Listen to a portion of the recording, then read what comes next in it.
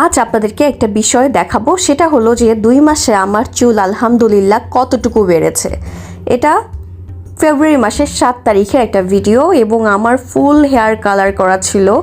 আর আপনাদেরকে দেখাবো যে একমাত্র শুধুমাত্র পুষ্টিকর খাবার খেয়ে কীভাবে আমার চুল কতটুকু বেড়েছে। এই দেখেন মাশাল্লাহ এখনকার লুক। এটা এখন কিন্তু এপ্রিল মাসের 10 তারিখে তোলা এই ভিডিওটা, এবং বুঝতে পারছেন আমার চুলের গোড়া দেখে বুঝতে পারছেন যে ঠিক কতটা বেড়েছে।